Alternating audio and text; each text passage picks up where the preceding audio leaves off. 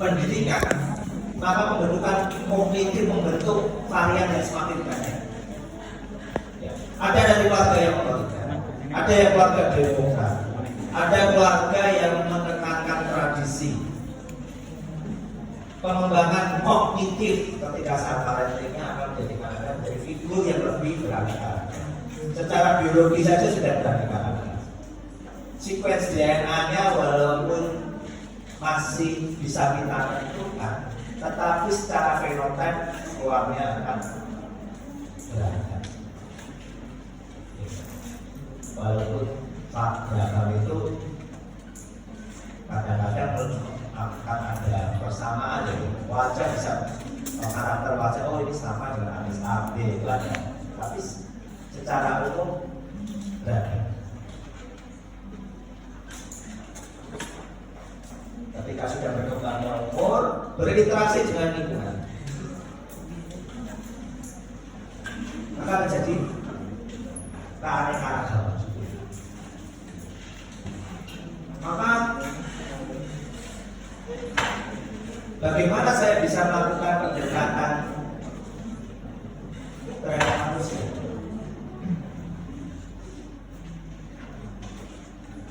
Sebelum ada ilmu jiwa, sesuatu yang di luar abnormal selalu dibedakan menjadi dua: kutukan atau berkah ilahi, divine. Dia akan menjadi seorang figur, gitu kan? Divine ilahi. Pada awal-awal gereja itu ada figur-figur satu yang divine, atau kutukan seperti setan dan sebagainya, dan sebagainya, gitu ya, anak iblis dan sebagainya. Di kelas 11 saya tertawa Santo John of Arc. Ini adalah jiwa. Tapi dia diyakini oleh figur gereja adalah sebagai santo. Karena dengan gangguan jiwanya dia bisa terlibat dalam perang. Ya. Antara Prancis dan Inggris. Perang Prancis dan Inggris saat itu tidak cuma perang antara dua kerajaan, tapi perang antara dua keyakinan.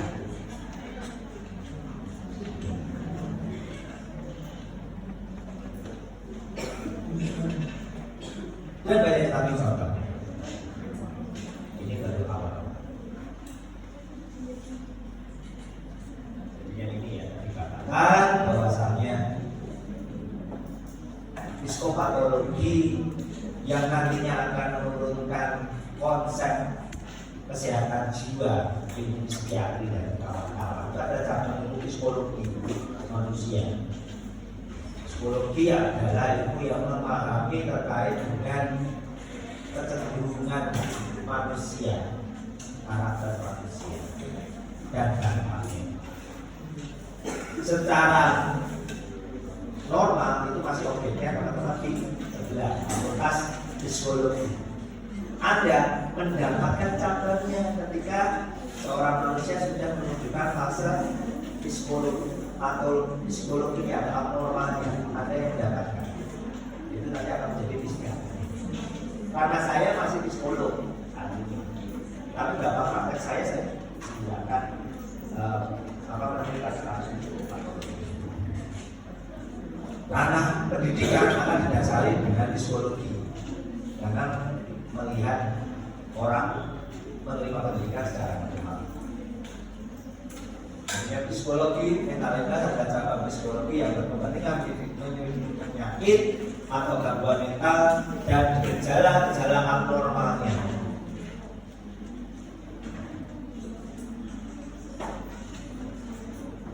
Ya, manusia adalah ini.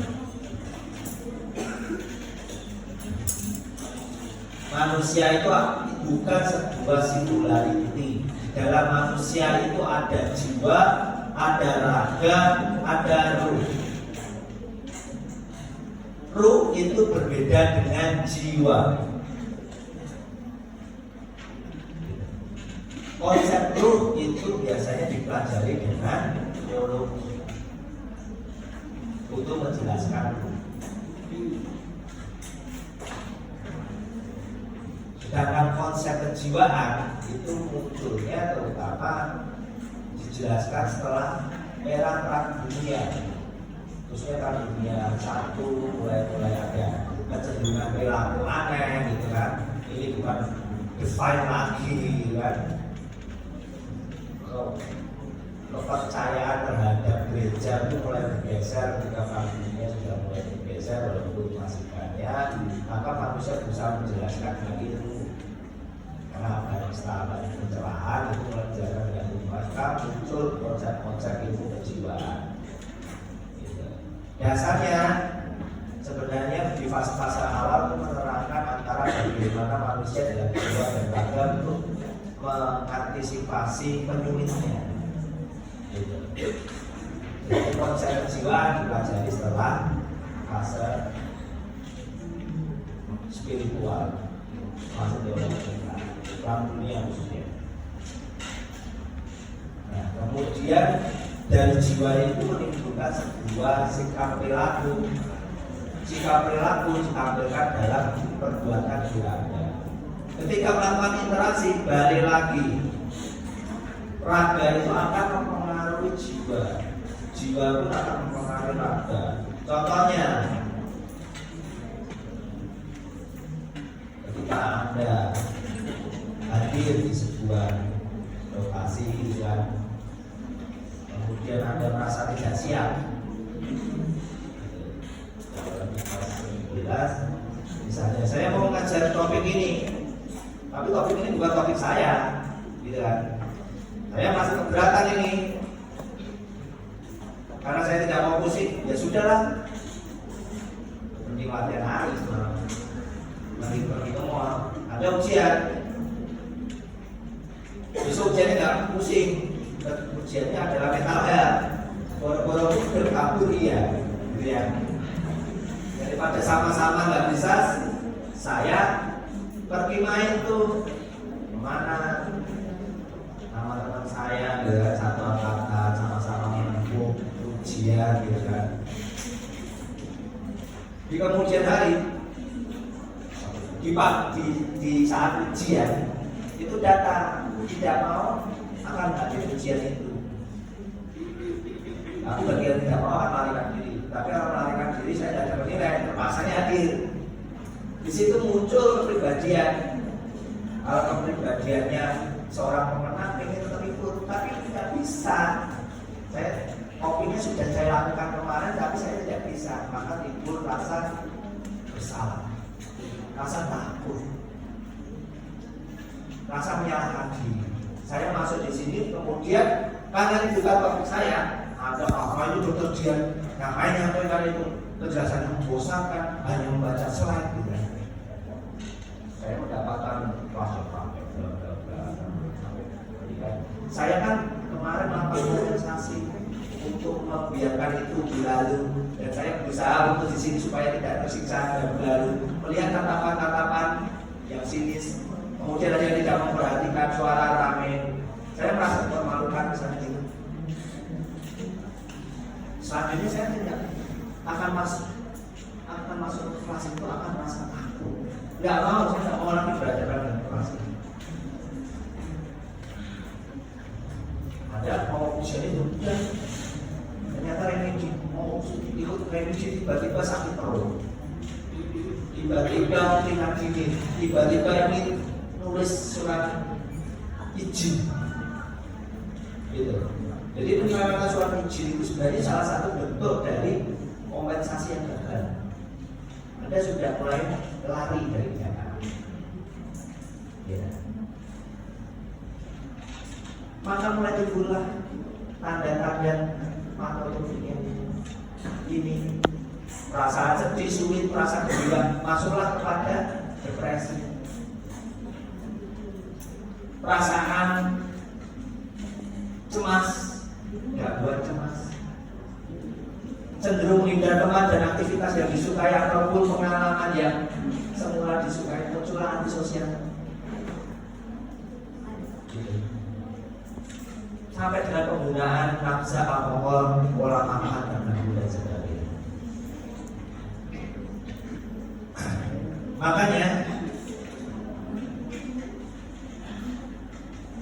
ketika beberapa tutorial di mana ada tutornya adalah saya, di skenario 1 akan muncul istilah model diatesis. Model diatesis itu adalah sebuah model yang ingin kita petakan dulu unsur-unsur yang menyebabkan tampilan perilaku ini. Unsur spiritualnya apa, biologinya apa, sosialnya apa, itu psikologinya apa. Kalau ada bentuk unsur yang lain, misalnya interaksi dan sebagainya, Anda petakan tersebut. Kemudian ada buat jejaringnya, itu model diatesis. Kalau model diatesis itu teman-teman tidak memahami, kita tidak bisa melakukan pendekatan secara komprehensif. Yang jadi ketika ada pasien datang, kemudian dia fetis misalnya ya skenario 3, Anda bilang kamu fetis, kamu salah. Ada jadi orang yang menjustifikasi. Ada bilang orang itu paranoid, sombong, ya pokoknya jangan dikasih mungkin. Anda sama seperti halnya orang yang tidak belajar mental health. Anda menyebabkan bahwa itu tidak normal, itu sakit. Anda di mental health itu tidak ada yang akan sakit, adanya gangguan. Anda masuk ke stereotip. Ketika ada masuk stereotip, berarti Anda paranoid. Artinya yang mengalami gangguan jiwa sebenarnya dokternya itu sendiri. Pasiennya memang gangguan jiwa, tapi Anda juga gangguan jiwa.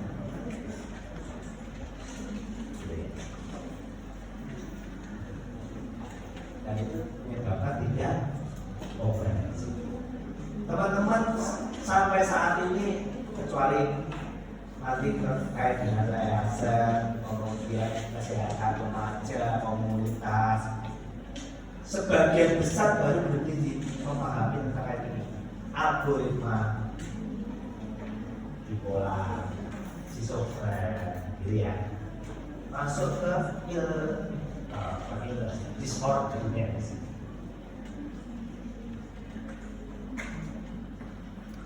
Di dalamnya tentunya Anda akan mengenal istilah DSM sebagai salah satu bentuk alat diagnosis, penerapan diagnosis sekaligus dasar terapinya. DSM 45 ada di Marxis. Kalau saya mempelajari sudah sedikit apa terbaru dari Marxis. Itu mengenali intelijensinya bagaimana, perasaan afektifnya bagaimana, motivasi yang melihat individu itu seperti apa. Namun itu tidak cukup juga. Kita harus bisa menjelaskan faktor penyerangnya di lingkungan, faktor terbukunya di lingkungan. Maka pertanyaannya akan terkait dengan keluarganya seperti apa, pendidikannya seperti apa, komunitas kita ketika menghadapi orang itu seperti apa, kemudian pekerjaannya apa, faktor yang penyulit di dalam pekerjaan itu apa, sekolahnya bagaimana dia terbentuk. Dan ini sebenarnya kita buat pelajarnya adalah membuat model diatesis. Saya selalu di tutorial menanyakan di skenario 1 sampai skenario 3 model diatesis ada apa? Model diatesis skenario 1 perilaku aneh itu apa? Model diatesis di skenario 2 emosi tidak stabil itu apa? Apa yang mendasari si ceweknya? Di skenario 3 model diatesisnya itu apa? Pertanyaan pertama ini. Pertanyaan kedua saya adalah bagaimana individu yang bersangkutan itu terbentuk? Tipe kepribadian. Kalau Anda akan treatment pasien apapun itu, kalau Anda bisa mendekati dua indikator individu dan lingkungan, maka Anda akan bisa memberikan sebuah penanganan yang komprehensif, bukan hanya untuk pasien, tetapi untuk keluarga.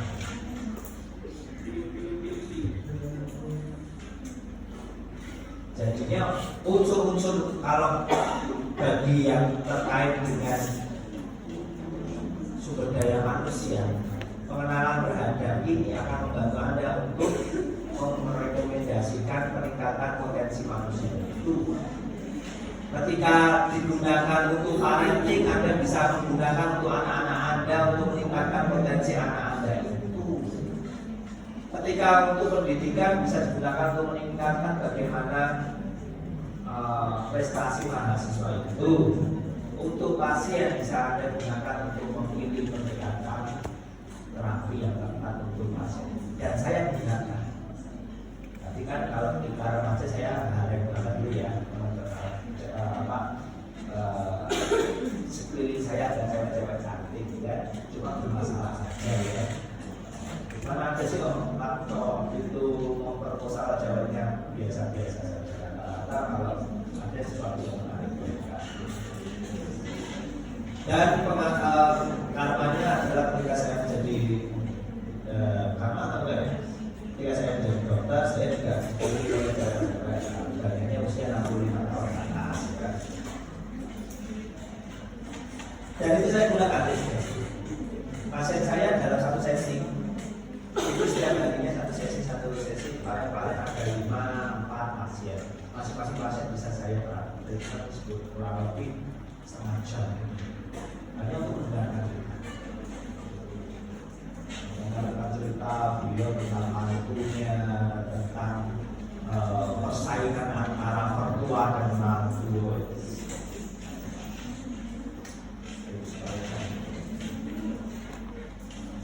Nah, nanti salah satu pendekatan juga habis. Karena pada dasarnya, menurut visuanalisis, manusia itu akan melawan objek stresnya. Bentuk perlawanan pertama adalah COVID. Di dalam manusia itu ada perlawanan baik dan buruk, id dan ego. Ada hal yang mencegah mereka untuk melakukan sesuatu, ada hal yang digunakan untuk memotivasi melakukan sesuatu, positif dan negatif, baik dan buruk, malaikat dan setan. Jadi mencegah, ada dulu harus melakukan itu supaya kamu bisa survive. Ketika hal yang baik itu memunculkan perilaku yang baik karena ada aturan, norma, agama dan sebagainya, dan dia mampu menampilkan keluarannya, maka dia akan didapuri seperti dia keyakinan bahwa sesuatu itu baik. Namun ketika pencegahannya itunya kurang dan sebagainya, faktor pengelolaannya kurang sehingga bisa mengalahkan idnya, maka yang muncul super ego yang menjadi sangat beralasan, sangat menyimpang. Karena sebenarnya interaksinya adalah antara otak dan energi. Objek itu tadi adalah objek teologi. Dalam jiwa kita tidak sampai ke situ. Kalau saya ceritakan di kelas 12 itu punya sebuah hipotesis yang belum saya pikirkan sampai saya meninggal dan tidak bisa saya sampaikan ada karena saya sudah meninggal. Tapi ini objek biologis, objek keyakinan saja.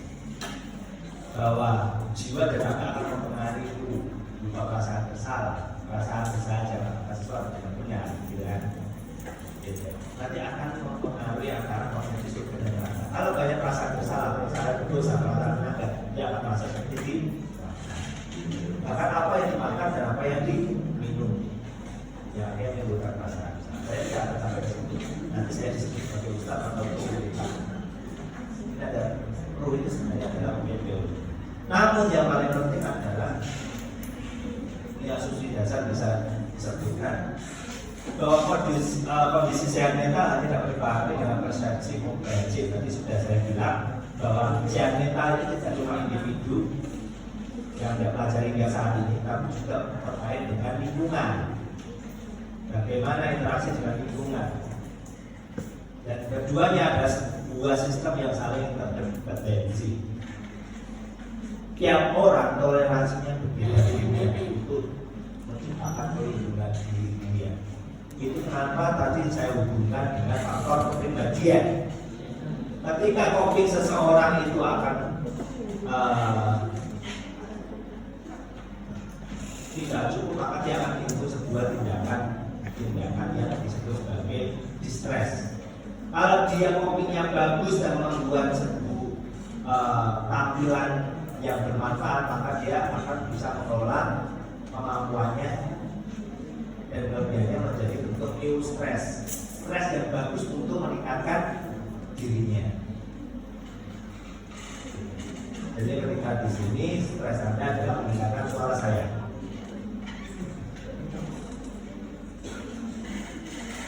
Ketika mengelola bagus, Anda bisa memanfaatkan ini untuk menggunakan untuk mengatasi atau manajemen kasus-kasus serupa terkait dengan kesehatan mental. Nah, tadi saya mengatakan bahwa di sini ini juga dikenali dengan alat bantu yang namanya DSM. Dengan pertanyaan, ini harinya apa ya? Ada rasa sakit atau tidak ya? Dinilai kognitifnya, afektifnya, motivasinya. Ya, afeknya bagaimana? Namun kadang-kadang itu tidak cukup. Kadang-kadang kita ingin mengulas lebih jauh, maka keluarlah ilmu yang disebut sebagai ilmu hipnoterapi NLP. Kita akan melihat di bawah sadarnya seperti apa. Kita gali kemampuan di bawah sadar dia, bahkan bisa kita terapi. Kita tahu bahwa sadarnya seperti apa.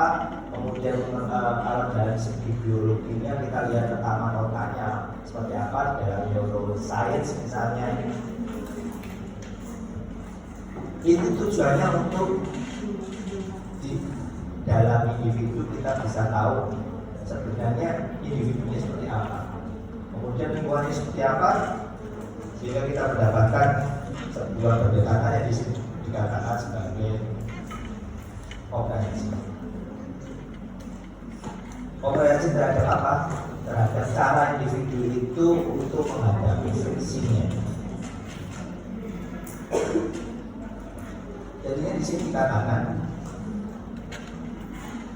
baik pada kata ini kali ini maupun yang digunakan itu sebenarnya ada friksi. Selalu ada, manusia itu selalu ada friksi.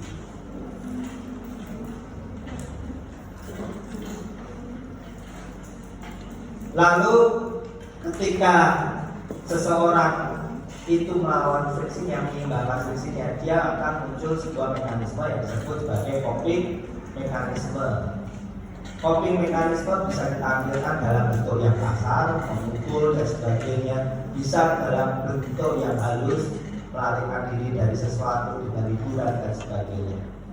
Dalam keadaan tertentu, coping mekanisme itu bisa menjaga antara ego dan id. Namun ketika tidak bisa, maka dia akan menjadi sesuatu yang negatif dalam bentuk misalnya membunuh, memakai alkohol dan sebagainya. Dalam bentuk berlebihan akan memunculkan waham, narsistik, kebesaran dan sebagainya. Jadinya bentuk penyelewengan itu tidak harus sesuatu yang buruk, tapi sesuatu yang exaggerated atau berlebihan.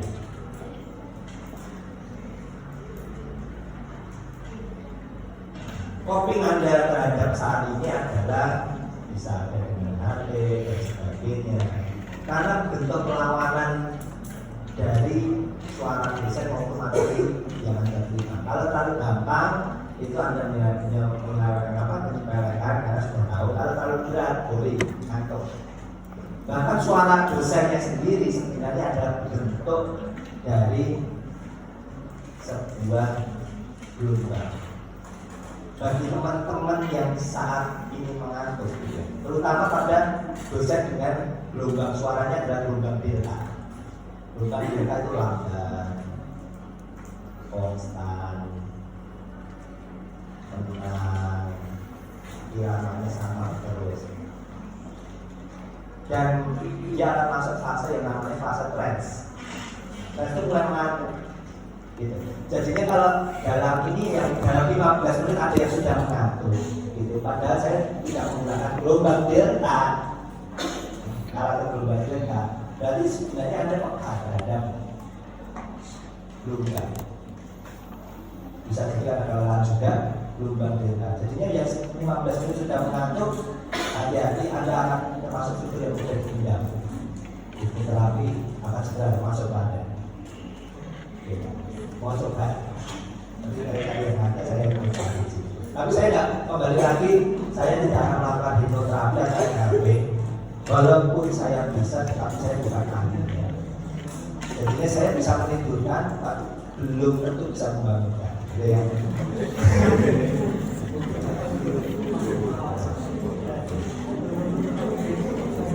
Karena saya tidak akan melakukan itu.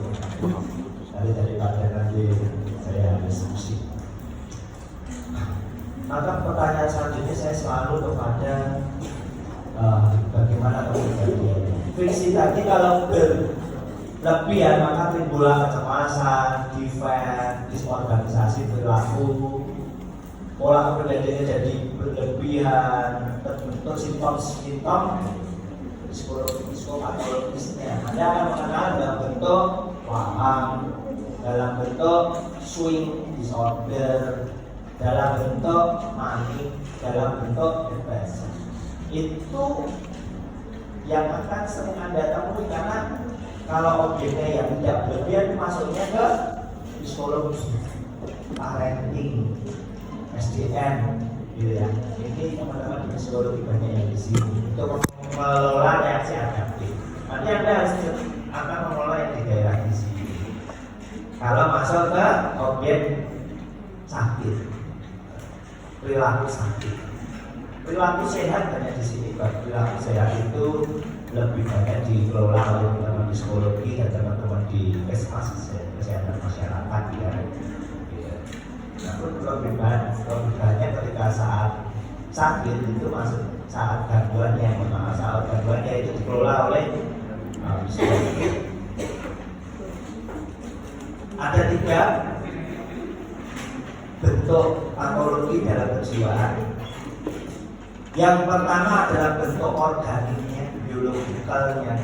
Terdapat kelainan biologis pada diri individu yang membuatnya tidak mampu melakukan sesuatu untuk mengurangi friksi yang terjadi antara diri dan lingkungannya. Contohnya, seseorang dengan gangguan kelenjar adrenal, katekolaminnya tinggi, defense-nya tinggi, katekolamin tinggi, non-stress-nya tinggi aja, kan? Tapi ada di sisi lain yang di kota katekolaminnya dia punya fight, marah-marah terus, hipertensi, gitu. Dia banyak friksi, tubuhnya saja sudah tidak enak, gitu kan. Perilaku sekitarnya, gitu kan. Mahasiswanya acuan-acuan, hipertensi, bawahnya marah-marah dulu. Orang tua Anda hipertensi, kemudian Anda melakukan kegiatan yang di luar normal beliau, bawahnya marah-marah dulu, agar mempengaruhi jiwa bersikap.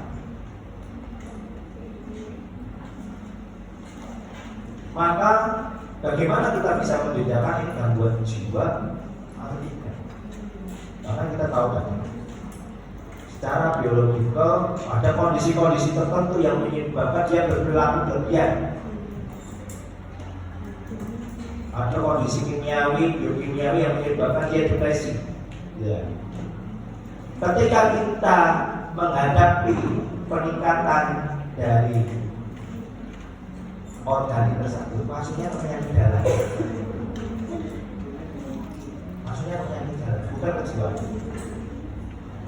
Kalau itu sudah ditekan, sudah dinetral, tidak ada pengaruh kategori dan sebagainya, masih ada gangguan yang terjadi, baru masuk ke psikiatri.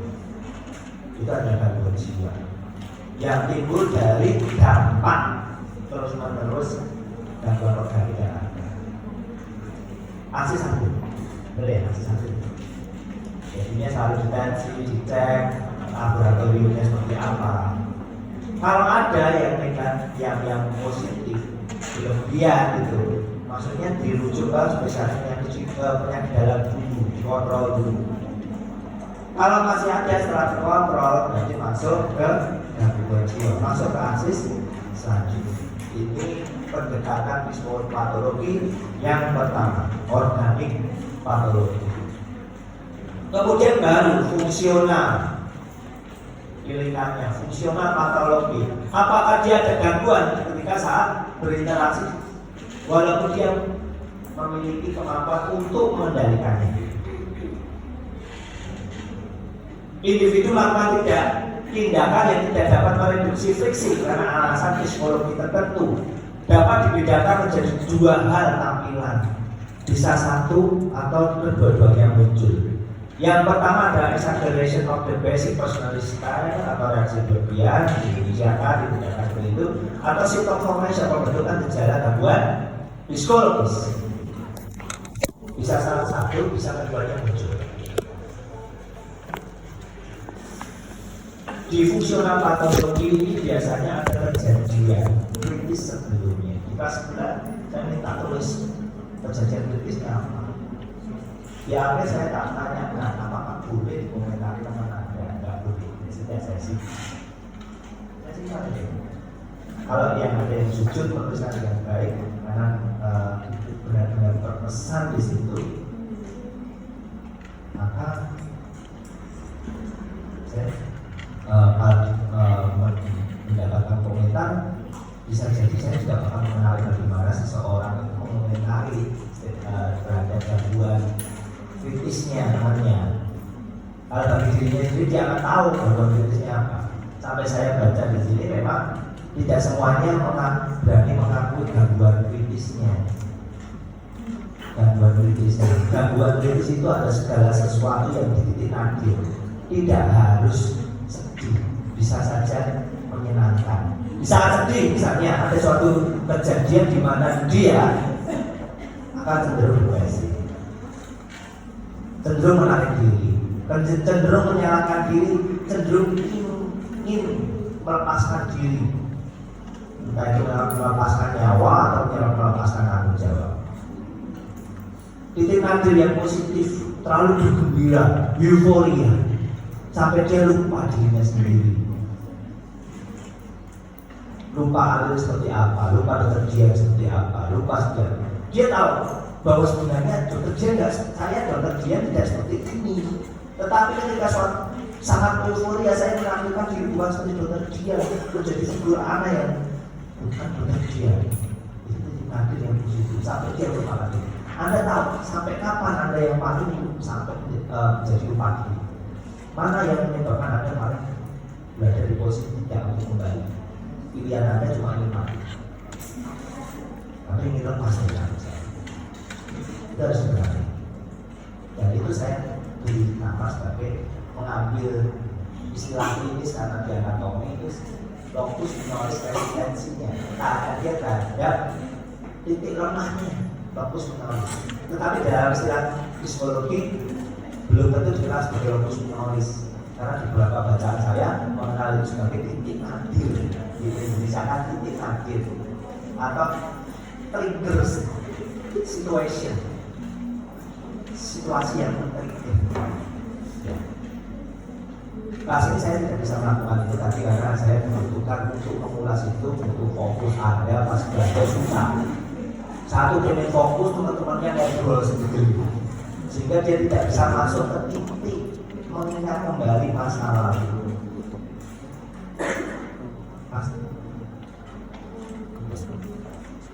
Saya titik mengingat masa lalu atau mengolah energi jiwanya ini sebenarnya kalau Anda baca nanti masuk ke referensi bagaimana pendekatan Zen dalam kultur Jepang. Kalau Anda baca tentang Zen, dia banyak mengolah Zen, mengolah itu jiwa itu adalah misalnya bertapa, bersemedi di gunung, bagi mapala di gunung, melakukan refleksi, mengolah bagaimana itu muncul dalam sebuah perilaku. Itu sebenarnya mengolah terkait dengan fungsional patologi, mengelola tentang fungsional patologi. Jadi ketika tiba saat di locus minoris pas resistensi itu, maka Anda akan terpicu perilaku berlebihannya, menangis, mengompol, gitu ya, loncat-loncat sendiri, marah sendiri. Simptomatologi formasinya akan muncul ketika locus minoris itu terkena. Intinya di fungsional patologi yang berguna bagi Anda saat ini, kenali terlebih dahulu, itu Anda sendiri ya, kenali dulu locus minoris Anda apa. Anda pahami itu dan kelola ya. Tapi kalau untuk fase besok menjadi dokter, kedepannya menjadi dokter, nanti menjadi dokter umum atau mau tertarik di bidang psikiatri, Anda harus mengenali locus minoris pasien itu, bukan locus minoris Anda. Locus minoris pasien itu dan Anda kelola. Ketika Anda mengelola itu, hati-hati locus minoris Anda. Wong gendengnya bebas, tapi nanti kena locus minoris itu sendiri, kan? Jadinya dari kalau masuk ke psikiatri, berdasarkan survei saya, khususnya di kalangan kita sendiri, di kalangan kita sendiri, itu saya belum menemukan dokter psikiatri yang benar-benar normal. Termasuk saya sendiri yang selalu penggemar psikolog pasti ada normal. Ya, kemudian kita masuk setelah dua fungsional patologi, yang ketiga adalah situasional patologi. Situasional patologi adalah kondisi di mana Anda pun tidak punya kuasa untuk melakukan perlawanan. Contohnya apa? Yang terbaru, perang. Anda tidak punya kemampuan untuk perang. Anda berada di objek perang itu sendiri. Pemerkosaan.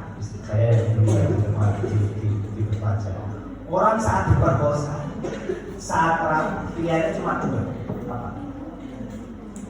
Menderita atau menikmati. Ya itu yang bisa dilakukan. Diperkosa, jadi menderita karena diperkosa itu atau menikmati perkosaan.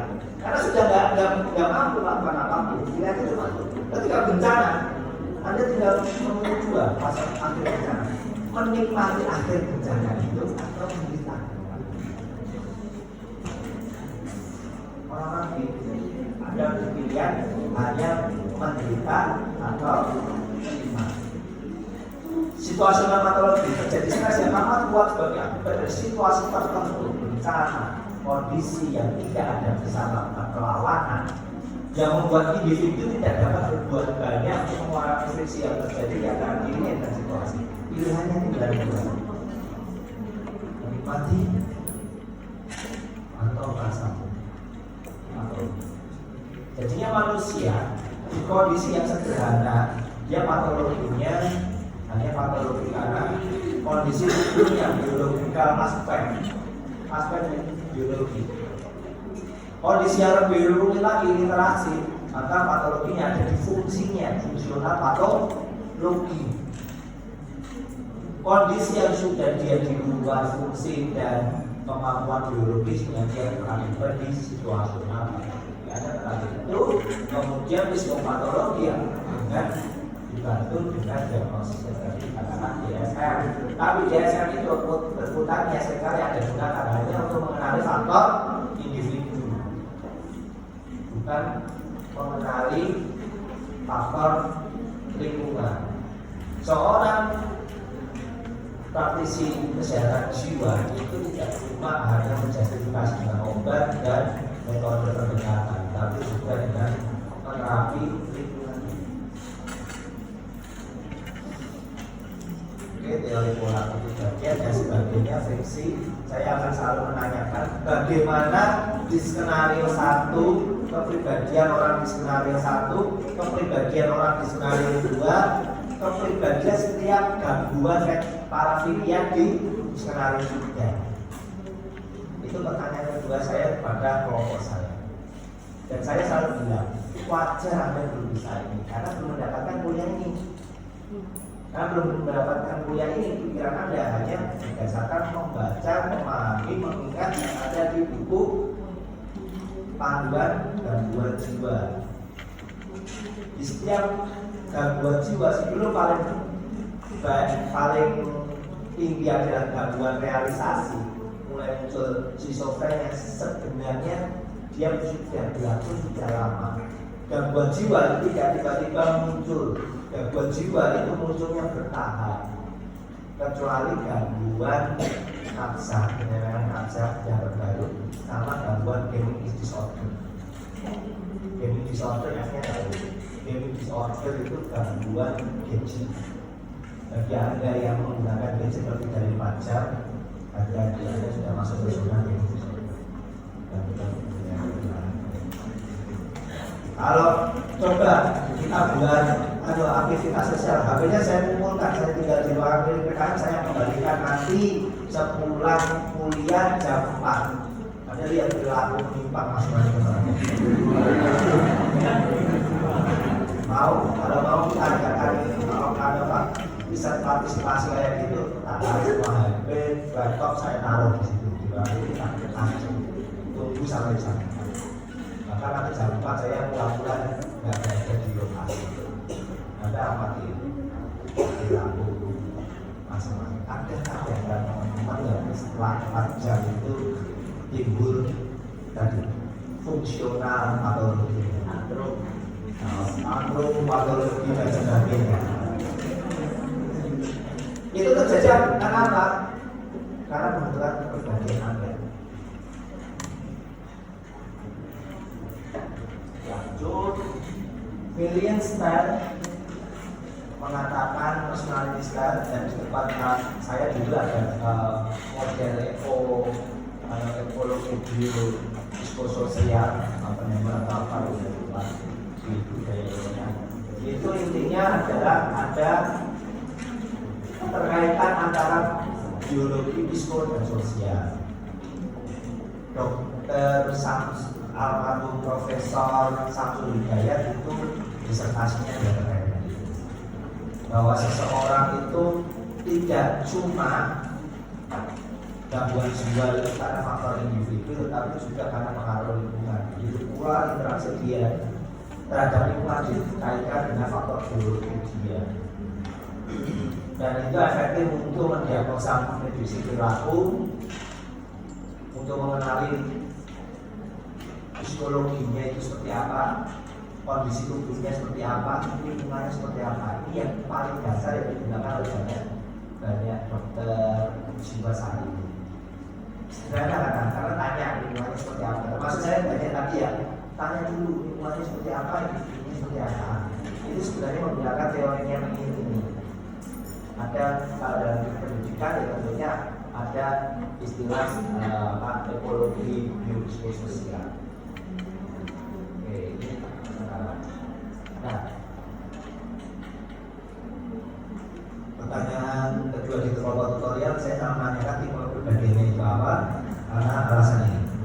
Secara dasarnya dulu ilmu psikologi cuma mengenali manusia, membagi manusia itu menjadi dua kepribadian. Introvert sebelah kiri, extrovert sebelah kanan.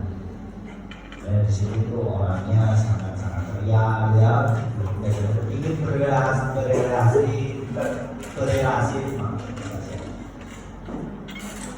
suka berorganisasi gitu ya, KM 23 gitu kan, ibu-ibu PKK gitu kan, taruhnya ini suka untuk kamar di rumah gitu kan, barang-barang disimpan sendiri, ditemui gitu kan, sama-sama di buku gitu kan, dalam kamar dan kemarin gitu kan. Tapi berkembangnya ilmu jiwa, ternyata manusia tidak sesimpel introvert dan extrovert. Bahkan introvert ada extrovertnya, bahkan extrovert ada introvert.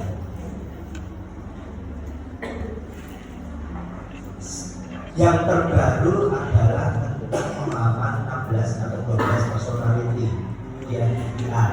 Kalau Anda cari itu ada, dan itu akan Anda dapatkan prakteknya sebenarnya kalau ikut elektif kesehatan kerja di sektor informal. Itu Anda akan merasakan itu di kuliah saya, di konsep bahasa saya untuk menjelaskan bagaimana terbentuk perilaku pekerja secara individu. MBTI itu atau 12 personality saya Nah, kalau sudah mendapatkan survei dari saya tentang gaya belajar itu kan saya juga akan minta MBA juga. Itu digunakan untuk menemukan artis Korea dalam K-pop, menemukan Lisa, menemukan Rose, menemukan Jimmy, menemukan Suga, gitu. Bahkan 12 personality. Bahkan artis itu dibentuk untuk melengkapi ke 12 atau ke 16 personality itu. Sehingga bagi orang yang ENFP akan suka membagi ENFP. Gitu. Bagi suka yang jenis yang ceria, kayak anjing, gitu ya. Nah, maka orang-orang berikutnya itu akan berubah menjadi artisnya jenis. Yang suka yang tenang, suka gitu ya, yang akan berubah menjadi artisnya juga. Di 3 besar di Blackpink pun demikian. Maka kalau Anda melihat acara variety show-nya, variety show-nya di acara CBS dan sebagainya, ada yang menunjukkan penggunaan MBA. Bahkan untuk SDM pekerjaan ini untuk mengelompokkan tim. Saya butuh orang-orang sampai lalu siapa saja itu. Nah, bagi yang tertarik silahkan baca ataupun yang ingin mempraktekkan misalkan itu, tetapi untuk kepentingan pemahaman topik kesehatan jiwa saya akan menyederhanakan dengan polanya Dr. Arif, Pak Arif, yaitu ada individu yang enggan berrelasi dan ada individu yang ingin berrelasi. Kalau Anda mengenali dua itu, maka yang enggan berrelasi saya jadi itu ya.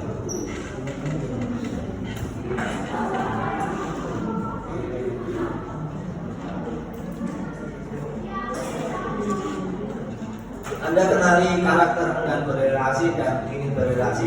Bagi yang terlihat enggan berrelasi, cari mana kondisi dia merasa nyaman, mana dia cenderung merasa cemas. Kalau merasa nyaman, banyak tidak punya minat tertentu, muncul dalam tidak punya tertentu, kemungkinan dia akan mengarah ke arah sisoi. Ini yang utama sindromnya ya. Kalau yang merasa mudah cemas, mudah ditolak, dia akan cenderung ke arah depresi. Jadi ada kelompok ini tidak berrelasi, maka bisa saja dia akan muncul psikotiknya, sisoidnya, perasaan terancam dan sebagainya. Seseorang ingin membunuh dia, ataupun perasaan depresi tidak mudah dibunuh. Kemudian kalau yang positif, yang senang, ekstrovert, senang berrelasi dan sebagainya, itu bukan berarti normal. Bahkan ada orang dependen, ada independen butuh bantuan, dia berhubungan dengan suka berhubungan dengan lingkungan karena butuh untuk dibantu segala urusannya. Itu kalau dia merasa ingin selalu dibantu, maka dia akan menimbulkan gejala dependensi. Apa-apa selalu tergantung, apa-apa selalu tertarik kepada orang lain. Hati-hati kalau dia banyak cerita, ketika Anda tidak lolos di knowledge, dia akan kembali khawatirnya akan menarik ke enggan berrelasi, akhirnya menjadi sisoi. Bagi yang cenderung independen, merasa kuat, superior dan sebagainya, terus kelihatan bisa semua dari keluarga mampu gitu ya. Pakaiannya kalau yang di sini nanti abangnya yang pipit berdandan, tasnya bermerek dan sebagainya. Ketika sampai titik nadirnya, di mana semua usahanya hancur, gitu, dia akan melakukan kompensasi, merasa tetap kaya. Tapi ketika sudah benar-benar posisi nadirnya dia memang tidak bisa kaya lagi seperti dahulu, maka timbulan sifat gejala simptomatologinya, simptomatologinya muncul. Jadi kalau muncul narsis terlebih dahulu, bisa jadi muncul antisosial, tidak mudah percaya orang lain, dan sindrom yang sifat yang bervariasi. Nah, bagaimana cara menggunakannya adalah ketika ada kasus, Anda lihat apakah dia itu orang yang sedang berrelasi atau suka yang berrelasi, kan? Kemudian tipe kepribadiannya seperti apa? Dan tipe kepribadian ini yang bisa kita gunakan untuk memilih konsep terapi. Terutama skenario 1. Skenario 1 itu konsep terapinya, kalau teman-teman di kelompok tutorial itu seringkali langsung menembak di klinisnya. Oh, algoritma siswanya adalah ini, gitu kan? Algoritma siswanya masuk 3 di antara 2, gitu. Terus kemudian obatnya adalah haloperidol, gitu. Tapi tidak tahu haloperidol itu untuk apa dan sebagainya. Apakah semua selesai dengan obat? Namun ketika sudah tahu seperti ini, maka kita tahu konsep pengobatannya dari model diagnosis dan tipe kepribadian. Skenario 1 itu dari model diagnosis dan tipe kepribadian. Skenario 1 konsep pengobatannya adalah patahkan wahamnya. 1 persatu. Waham besaran yang dia patahkan bahwa kamu nggak kaya sekarang. Waham bahwasanya dia berkuasa, patahkan bahwa dia tidak berkuasa saat ini, kamu bukan aja. Untuk bisa mematahkan itu harus tahu lingkungannya, dia bebas dari lingkungannya atau tidak. Makanya ditarik dari lingkungannya, masukkan rumah sakit jiwa. Bukan untuk diterapi, dikurung, tapi untuk dikurangi objek-objek yang menyerang dia. Tetapi kalau misalnya di tempat rumah sakit jiwa dia masuk ke nyaman, teman-temannya punya siskoid, maka itu hal yang normal bagi dia, penyakitnya nggak sembuh juga. Gitu. Jadi maksudnya ke rumah sakit jiwa itu untuk mematahkan wahamnya. Kalau dokternya tidak sering berkunjung, tidak mau di perawatnya, tidak mau mematahkan perawatannya, justru di rumah sakit jiwa adalah tempat untuk menguatkan wahamnya. Makin balik makin gak karuan, ya. Di skenario 2 prinsipnya adalah dari model diagnostik, dari skenario 2 adalah menyeimbangkan emosinya. Kalau berlebihan baru dikasih obat penenang. Kalau depresi maka dibuat moodnya tambah, dikuatkan. Model diagnosisnya yang mana? Biasanya kalau yang berrelasi tapi tidak punya minat, kasih minat. Berarti kita yang terapi adalah terapi di fungsinya. Jadi di awal tadi di lingkungannya, kasih minat, kasih tempat yang bagus supaya dia muncul minat. Diberikan terapi okupasional, dititipkan ke tempat sesuatu supaya dia bekerja. Kasih PR menyelesaikan, jadi dia punya minat, jadi melukis, membuat kerajinan, minatnya muncul, lupa depresinya.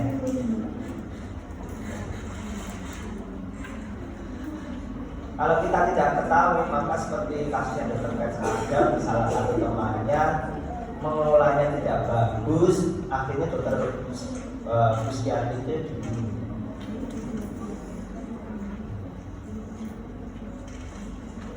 Nah, ketika Anda sudah menyusun bentuk unsur-unsur diagnosisnya, diagnosis itu adalah sebuah pernyataan kebenaran, dia itu adalah kebenaran. Dan menyusun karakter individunya itu apa, mulai dari karakter afek, kemudian karakter kognitif dan sebagainya. Anda sudah dapat lengkap itu, Anda bisa memilih dari 1 daripada 6 model ini. Saya sering menggunakan biologi dan psikodinamika. Biologi itu biasa banyak digunakan oleh teman-teman kedokteran. Karena semua kedokteran, terutama UNS, jadi di slide UNS juga sama, itu banyak belajar klinis di awal, banyak belajar terkait anatomi, neurologi dan sebagainya. Kalau anak psikologi, khususnya fisiologi yang IPS, itu banyak menggunakan psikodinamika, humanistik, eksistensial maupun sosial kultural. Bagi teman-teman di FKIP banyak menggunakan model diagnosis tersebut dihubungkan dengan pendekatan behavioral dan kognitif. Kita masuk ke salah satunya. Nah, model biologis Anda akan menjelaskan otak, neurologis saraf, endokrin, genetik, perkembangan dalam kandungan dan proses kelahiran. Betul? yang sering dilakukan oleh teman-teman di Victoria. Banyak mengulas itu. Ya nggak apa-apa, saya juga menggunakan ini di skenario 3 untuk parafilia. Gitu. Saya akan menggunakan mana yang akan saya dekati di otaknya. Di sebelah saya mengatakan juga ini, kita faktor biologis. Faktor biologis gangguan jiwa. Ketika ada permasalahan di ASI dan ASO, maka yang salah siapa? Pertama kali yang kita kondisi tidak nyaman. Papa, mama, ayah, ibu, kakek, nenek, siapa? Ibu. Jadinya ketika bayi di dalam kandungan, ibu yang mempengaruhi pertama kondisi terciptanya potensi gangguan jiwa. Tapi bukan berarti ayah tidak bertanggung jawab. Seringnya ayah itu menyebab masalah utama. Yang memang yang mengandung ibu yang menyebabkan kalau ibu bisa mengelola kan bagus. Tapi yang penyebab utama adalah ayahnya. Ayahnya suka marah-marah, menyalahkan istri, kan? Kemudian kalau sudah dimasakin hantam istrinya, kan? Terus uang belanja tidak diberikan utuh, vitamin untuk ibu tidak diberikan dengan baik, kan? Sudah gizinya tidak cukup, dimarah-marahin, juga ditekan, dibodoh-bodohkan, itu yang terjadi. Maka ketika Anda menciptakan generasi yang sehat, ya istrinya baru punya istri mengandung, khususnya ketika kandungan pertama dia disayang. Kalau ada bentrokan dengan mertua, disupport, diberi kekuatan, dikasih susu, dipijeti, ditabuhkan, diceritakan, gitu solusi. Karena pada fase pertama dia pertama kali hamil, maka dia fase terberat dalam psikologinya, karena belum pernah hamil sebelumnya. Tubuhnya membengkak, perutnya membunyi, badannya nggak enak semua, terus suaminya kok kerja keras, nggak pernah pulang langsung bentak-bentak, kan? Kalau anak Anda jadi nggak karuan ya, bentak. Tapi ketika mengoptimalisasi perkembangan, Bapak yang harus bertanggung jawab. Ketika saat asah, kasih kesempatan untuk bisa mana, bisa bermain musik, diberikan figur yang bagus, Bapak yang banyak membuat. Bukan ibu, bahkan banyak ibunya yang menikah ibunya dan sebagainya. Kalau bodoh itu salahmu, tidak. Kalau optimalisasi itu adalah ayah. Pada kasus-kasus double ASI asuh asah ada beberapa yang tidak tercukupi. Maka secara mental behavior akan muncul kepribadian yang menyimpang. Keluarga yang berbeda, keluarga yang beda rumah seperti saya, itu akan beda rumah ya. Walaupun rumah saya ada dua, saya sering menjaga ibu saya, tapi istri saya punya rumah dan ini saya bolak balik bukan satu rumah. Itu juga ada potensinya, bukan cuma hal yang positif bagi kesehatan lansia bagus karena ditemani sama orang ditemani sama anaknya. Tapi bagi anak itu akan timbul dualisme. Nah itu cara mengkaji model diatesis secara psikososial. Tapi secara biologi di model yang ketiga yaitu model diatesis untuk parafilia, saya menanyakan mana orang yang merugikan. Anda tahunya apa? Karena sebenarnya di parafilia yang paling menonjol adalah sistem limbiknya. Karena sudah berlaku hewani, ya, dia orang gitu, jangan langsung baru mata debar-debar, punya mengencang gitu ya. Kalau cowok ya cewek langsung pengen exhibitionis gitu ya. Itu sudah sampai di librik. Kasus yang di kelompok saya menyatakan satu dan dua kasus yang saya tanyakan adalah apa sih yang Anda lakukan ketika seseorang akan membuat film biru? Film biru itu kerusakannya di mana? Saya memainkan model diatesis yang nanti saya akan jelaskan dengan model biologis. Film biru itu mengacaukan yang di mana? Ensefalon. Diencefalon yang mana? Yang forebrain atau yang limbic? Di limbic, di neurocortex, di bagian talamus, hipotalamus atau di bagian frontal.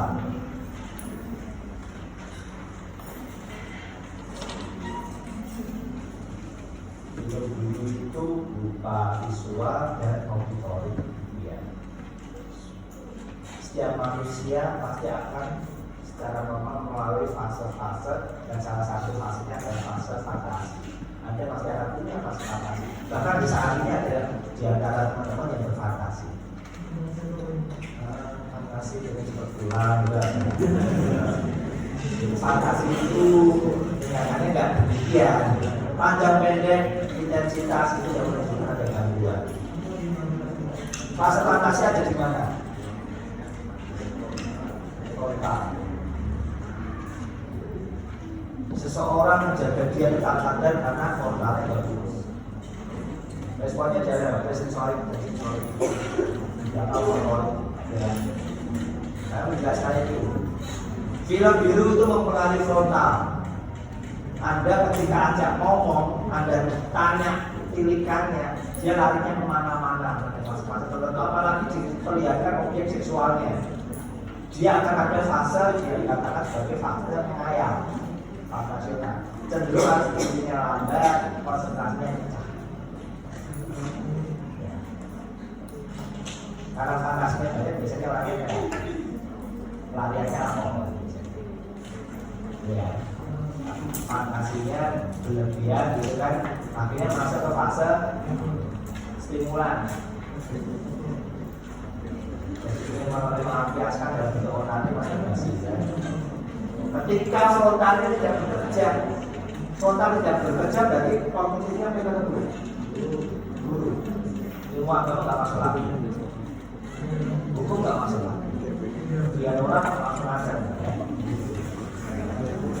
Dewanya yang muncul, dewanya ada sesuatu yang tidak bisa ditahan, karena dia otak luas, otonomi bernafas itu dewanya, makan itu dewanya, seksual itu dewanya, pastinya ini. Maka saya tanya, ini sudah sampai di kalau belum, secara tidak invasif bisa berganti dengan terapi kognitif, syaratnya kognitifnya bagus. Diajak untuk diskusi masih mau.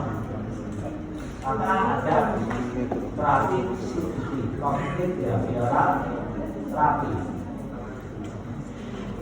Di fase invasif, di frontal itu masih kita bisa lakukan dengan cara invasif dan non invasif.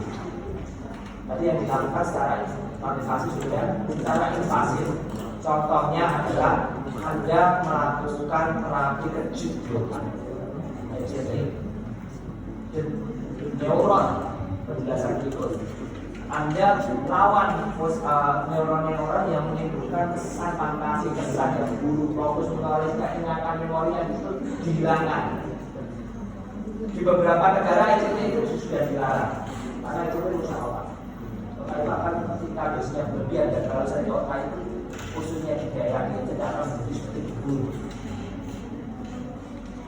Ada beberapa penelitian otak Jepang berpisah dengan bagian tertentu, dia akan menjadi figur yang sangat, yang pertama kali sangat spiritual, akan perang, akhirnya diangkat sebagai otaknya usia otak, jadi orang yang berasa seperti kumpul, apa-apa marah, apa-apa bawa pisau.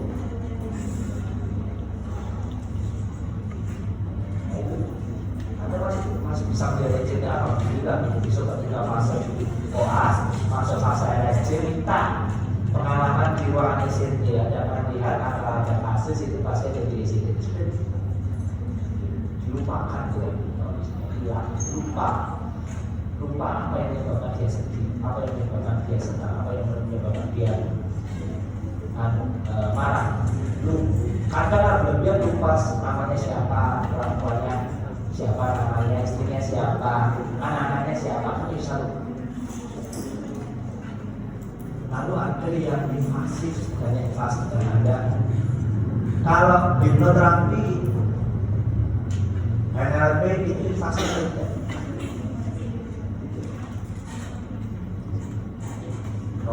Romi Rafael ya dulu ya, mungkin ada masih kecil atau ya dia kata saya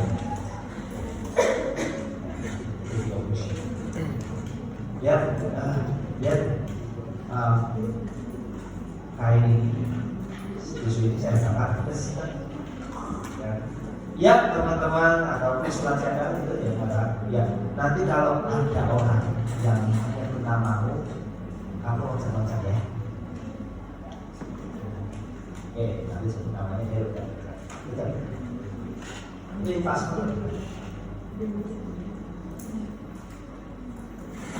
ini ada sebuah terapi yang pasif kita menyiapkan programnya jadi yang invasi tidak harus bermasalah jadi dalam ilmu kejiwaan invasi salah satunya tadi menyiapkan program otak bahkan saya bisa menjadikan figur yang terkenal di sini jadi figur yang sangat marah karena saya program itu jadi hati-hati ya kerja yang 15 menit langsung tidur gitu ada orang-orang yang mudah untuk terkena ini hipnoterapi enak saya kita lagi terapi karena Anda sudah punya bakat untuk bisa menggunakan spesifik gitu. Nah, ingat bahwa hipnoterapi kemudian NLP itu bukan ilmu mistis, itu ada ilmunya di sini kita pakai. Kenapa? Di kelas 11 saya pakai ini, tapi pakai suara, walaupun susah ya. Kemudian saya, ini ada sepeda motor saya sebenarnya, kalau pagi sebelum kita saya pakai, nanti di kelas saya ini adalah mati. Mati itu justru tidak bisa diterima oleh semua orang. Aromaterapi, suara, tidak diaktifkan, maka saya akan mengajak masuk ke fase deltanya untuk mengelola di daerah alam bawah sadar. Saya sudah spiritualitas. Tapi kembali lagi karena ini ada jemaah, maka bohong besar kalau seseorang berhasil mensugesti sekian. Karena ada karakter yang 15 menit itu adalah karakter yang mampu menemani.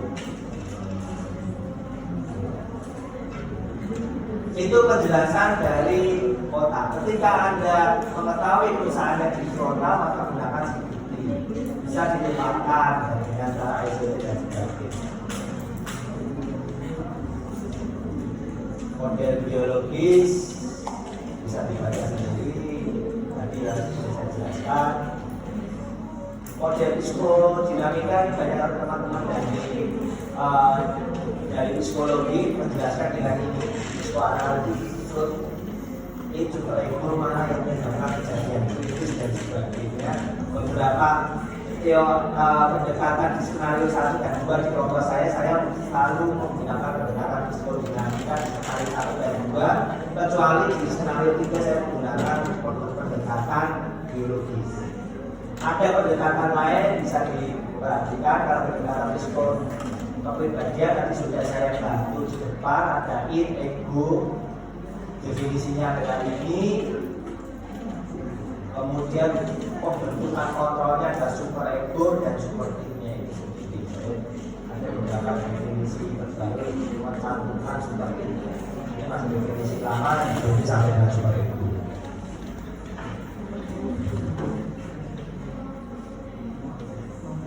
Ini tidak sedikit lagi. Pada dasarnya, kita sebutkan di sini saja. Manusia itu menampilkan, ada di sini menampilkan di fase conscious saja, hanya di fase thought sama persepsi. Anda berpersepsi sebagai saya yang normal seperti ini, saya berlaku normalnya seperti ini. Orang yang normal adalah seperti ini. Ketika ada sebuah kondisi locus minoris, pengetahuan dan memori yang itu sangat sensitif, titik nanti, maka kita pecah yang lain dari unconscious level yang menjadi conscious. Bukan, tetap dari unconscious akan keluar marah dan sebagainya. Jadinya menurut suara itu sebenarnya setiap manusia memiliki yang ketika batasan ini hancur, listriknya hancur, semuanya hancur, jadi lagi ini kalau yang berlaku di depan disco atau